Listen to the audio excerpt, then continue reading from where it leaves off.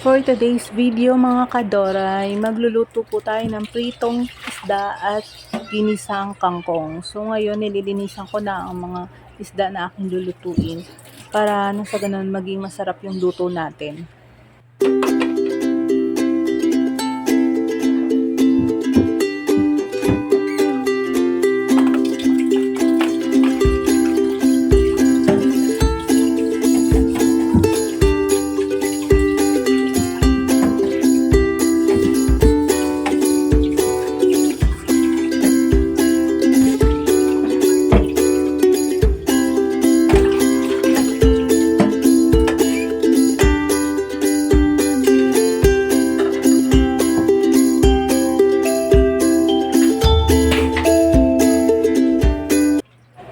Yan na nga po, pinapainit ko na po ang mantika sa kawali para makapagluto na po tayo ng isda.